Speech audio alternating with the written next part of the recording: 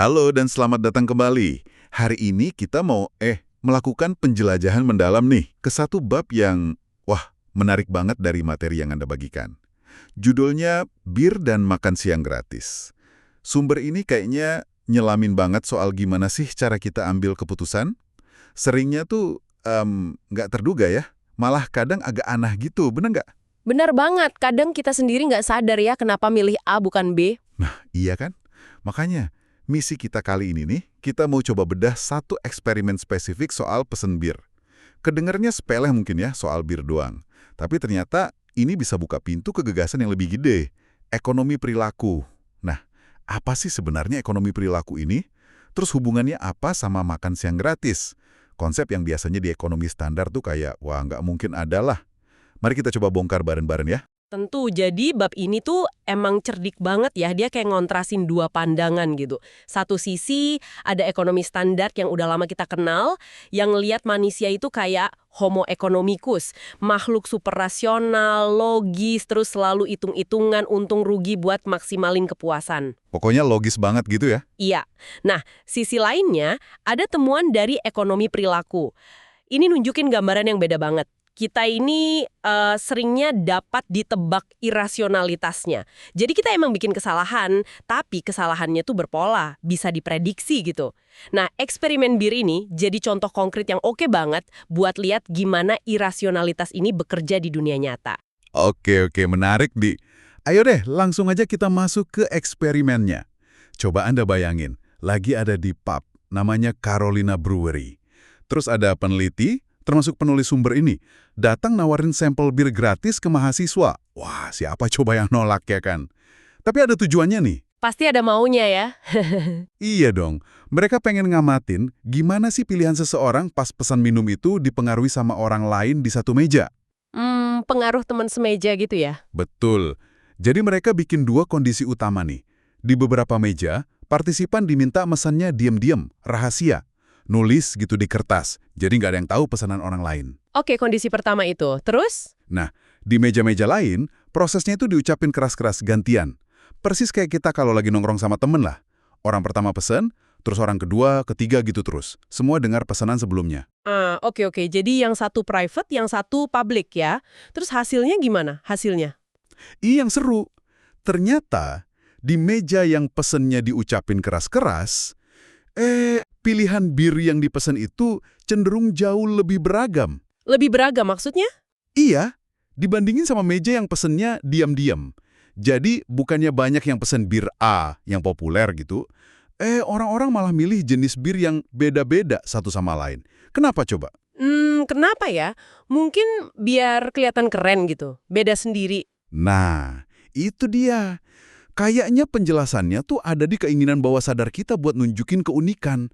Kalau lagi diliatin orang banyak gitu kan. Misal nih, orang pertama pesan India Pale Ale yang lagi hits. Orang berikutnya mungkin ngerasa kayak ada tekanan gitu buat milih yang beda. Oh gitu. Misalnya milih Summer with Ale atau Stout gitu. Padahal mungkin sebenarnya dia juga pengen banget IPA tadi. Kayak ada aturan nggak tertulis, jangan sama dong sama yang sebelumnya tunjukin selera lo gitu kali ya. Hahaha, iya, bener juga sih. Ada rasa pengen tampil beda ya? Betul, semacam sinyal sosial gitu. Milih bir beda tuh kayak mau bilang, lihat nih selera gue unik, gue bukan ikut-ikutan aja. Tapi ya ada harganya. Nah ini nih, harganya apa emang? Ironisnya di sini, keinginan buat tampil beda ini justru bikin pengalaman minum birnya jadi kurang memuaskan. Kok bisa? Iya, jadi orang-orang yang pesen di depan umum, milih bir yang beda demi keunikan tadi, ternyata ngelaporin tingkat kepuasan yang lebih rendah sama bir yang mereka minum. Mereka jadi kurang nikmatin pilihannya dibanding orang yang pesen diam-diam, yang bebas milih apa aja tanpa pengaruh sosial. Wah, sayang banget ya. Udah milih beda, malah nggak seneng. Kecuali... Nah, kecuali orang pertama yang mesen di kelompok publik itu. Kan pilihannya nggak dipengaruhi siapa-siapa tuh. Tingkat kepuasannya dia sama tingginya sama yang mesen rahasia. Ini nunjukin ada semacam pertaruhan internal gitu ya. Antara pengen nunjukin identitas sosial kita, entah itu unik, atau malah pengen sama. Sama keinginan asli buat dapat apa yang benar-benar kita nikmatin. Tapi apa ini selalu soal pengen tampil unik? Gimana kalau budayanya beda? Mungkin di tempat lain orang malah pengen sama. Pertanyaan bagus banget. Emang nggak selalu soal keunikan kok. Ada studi serupa di Hong Kong yang budayanya kan cenderung lebih kolektif ya. Di sana peneliti nemuin kebalikannya. Pas pesan di depan umum, orang cenderung pesan minuman yang sama kayak orang sebelumnya.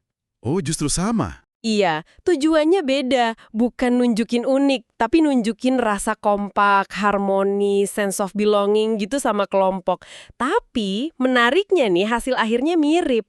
Mirip gimana? Iya, mereka yang pesen di depan umum, meskipun tujuannya buat sama-sama, tetap aja ngelaporin kepuasan yang lebih rendah dibanding yang pesen diem-diem. Wah, jadi mau beda atau mau sama, kalau pesennya di depan umum gitu, tetap aja bisa bikin kita milih yang bukan paling kita suka ya? Kelihatannya gitu, baik demi keunikan atau demi samaan, tekanan sosial pas pesen di depan umum tuh kayaknya bisa ngejauhin kita dari pilihan yang sebenarnya paling kita pengenin. Ini nyambung ke bias kognitif, social proof itu tadi ya. Kita ngelihat orang lain buat nentuin perilaku kita, kadang hasilnya malah nggak bagus buat kita sendiri. Luar biasa ya, gimana konteks sosial bisa kuat banget ngaruhin pilihan pribadi kita.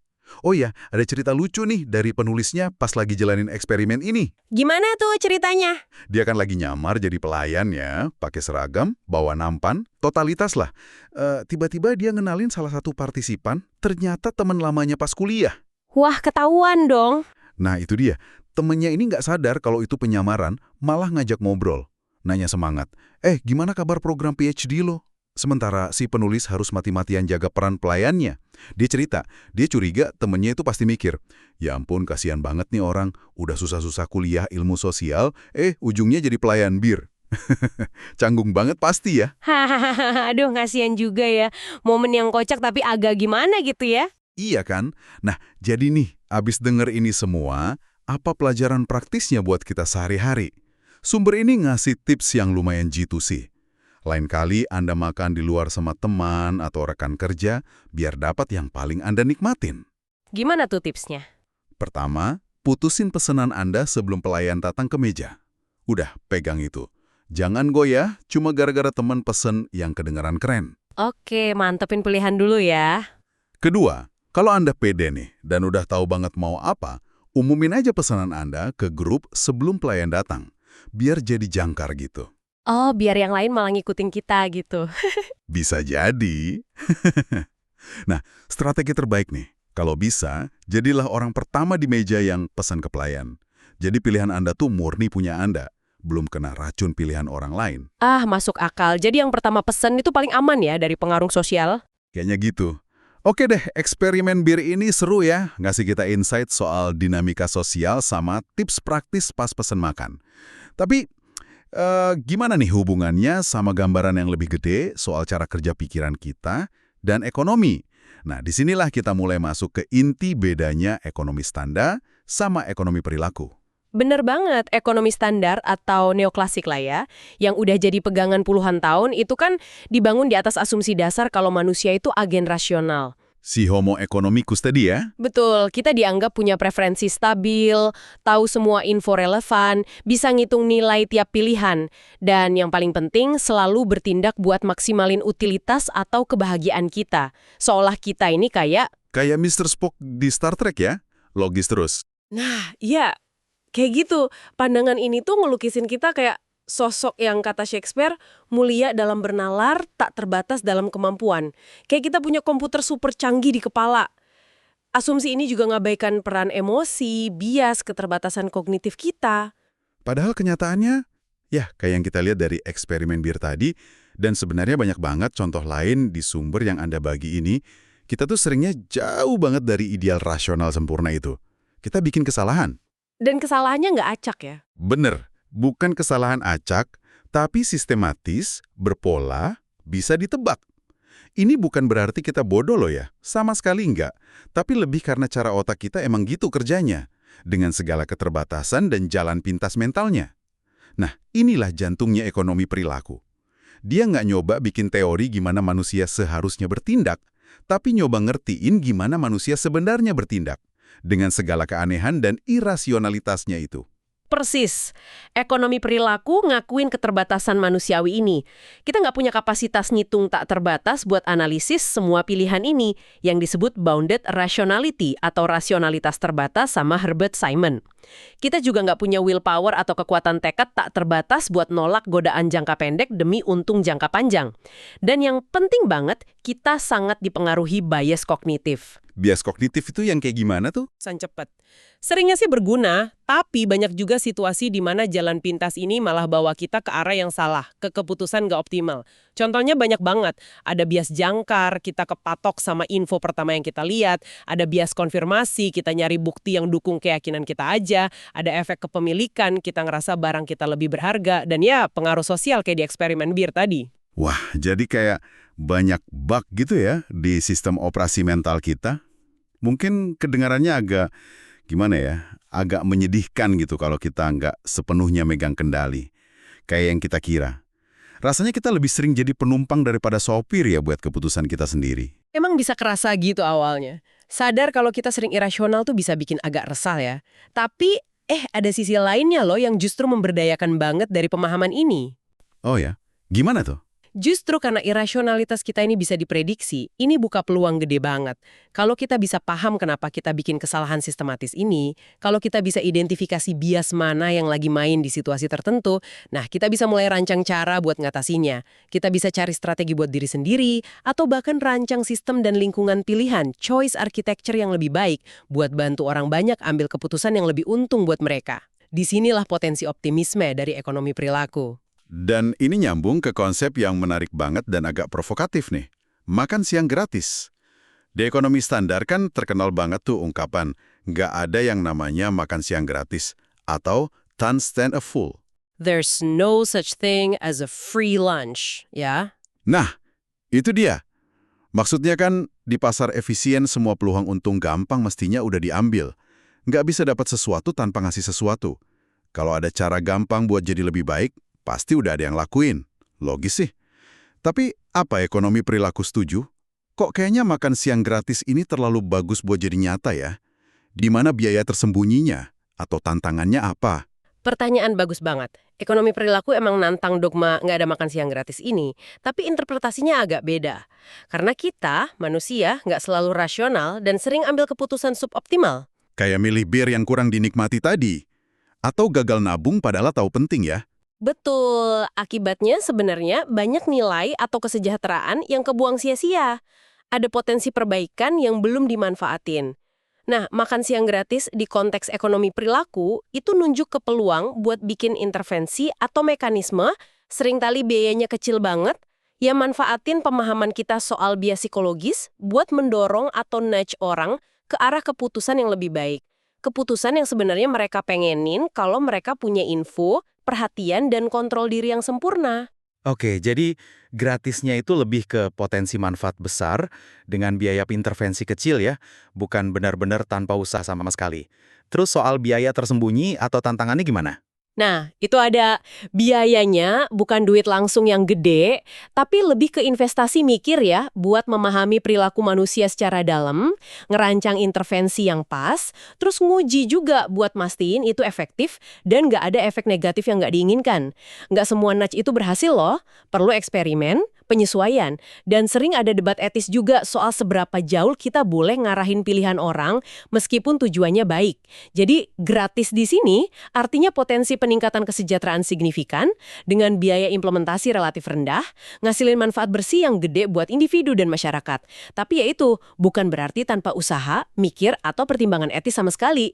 Oke, jelas banget penjelasannya. Jadi bukan sulap ya, tapi aplikasi cerdas dari psikologi. Sumber ini terus kasih contoh nyata nih dari makan siang gratis versi ekonomi perilaku ini.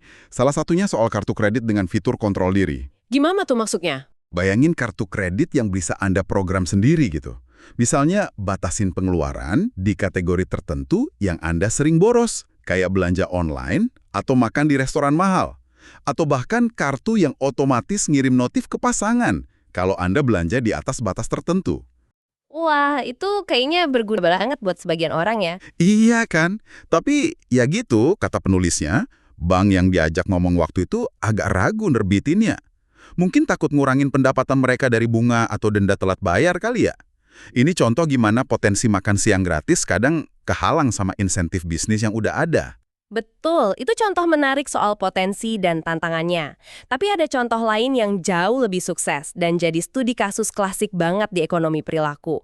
Program Save More Tomorrow atau SMT. Oh, SMT? Pernah dengar sekilas? Itu yang dirancang sama Richard Thaler ya, pemenang Nobel itu. Iya, betul. Taylor sama Shlomo Benarci. Ini solusi brilian buat masalah klasik. Orang tahu mesti nabung lebih banyak buat pensiun, tapi susah banget mulainya.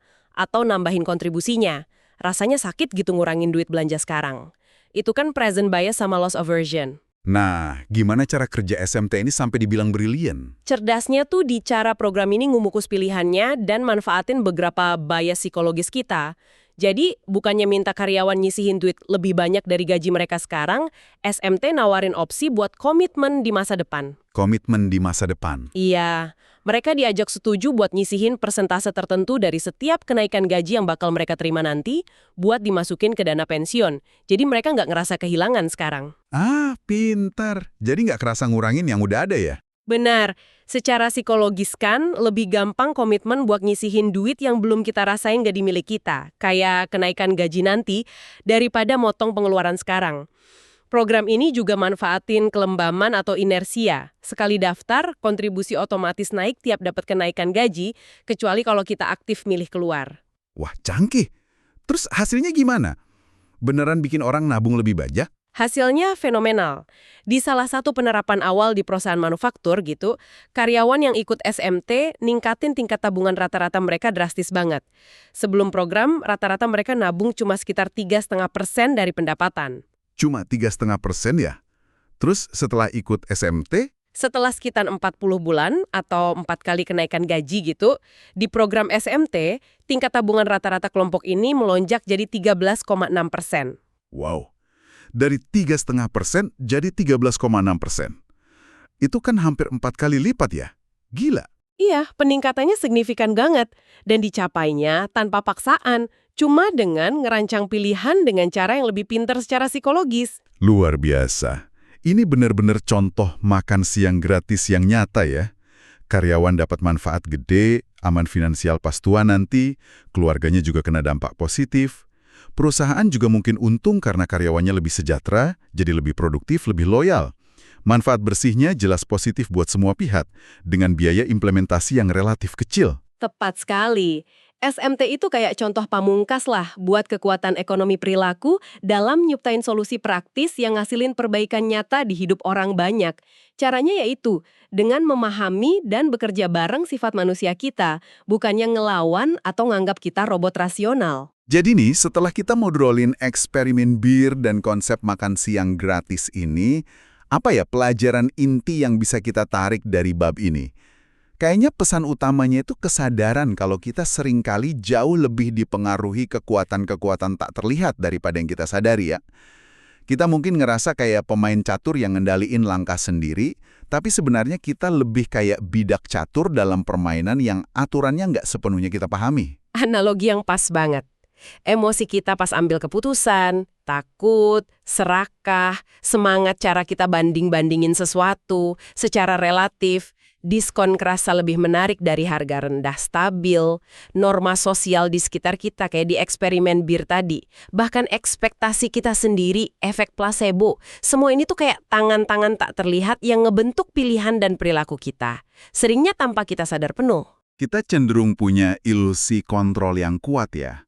Suka mikir kalau kita duduk tegak di kursi sopir kehidupan kita, ambil keputusan sadar dan rasional, nimbang pro kontra hati-hati. Padahal, kata ekonomi perilaku, kita jauh lebih sering disetir sama konteks pas kita ambil keputusan, sama cara pilihan disajiin ke kita, dan sama bias-bias internal yang udah nempel di otak kita. tapi penting nih buat diingat, kesadaran ini bukan alasan buat pasrah atau nggak berdaya ya, justru kebalikannya. Oh gitu? Iya, paham soal kekuatan irasional yang bisa diprediksi ini tuh langkah pertama yang paling dasar. Dengan ngakuin kalau kita punya titik buta dan cenderung nyasar secara sistematis, kita bisa mulai lebih waspada. Kita bisa mulai nanya ke diri sendiri, ini gue ambil keputusan ini karena emang terbaik, atau karena gue kena pengaruh XYZ.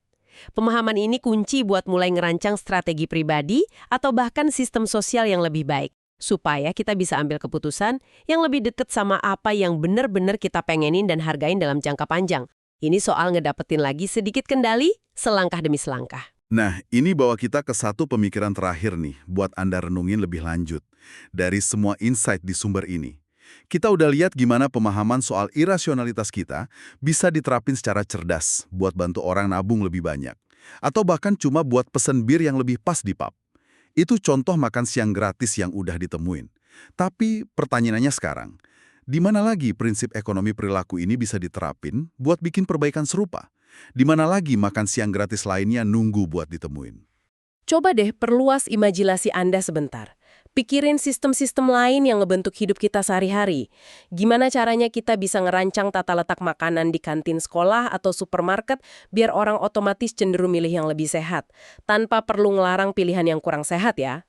Menarik tuh soal makanan, terus apa lagi? Atau gimana cara terbaik nyajiin info soal manfaat obat atau vaksin biar orang lebih patuh sama jadwal pengobatan dan dapat hasil kesehatan optimal. Di dunia digital nih, gimana kita bisa desain platform berita atau medsos biar bantu kita ngelawan bias konfirmasi kita sendiri, biar kita konsumsi info lebih seimbang dan kritis. Wah, iya juga ya. Potensinya luas banget. Banget. Di mana lagi pemahaman mendalam soal cara kerja pikiran manusia ini bisa dimanfaatin buat ngerancang solusi cerdas yang ningkatin kesejahteraan individu dan kolektif dengan biaya minimal. Nah, ini pertanyaan terbuka yang menarik buat terus Anda eksplorasi. Sampai jumpa di pembahasan kita berikutnya.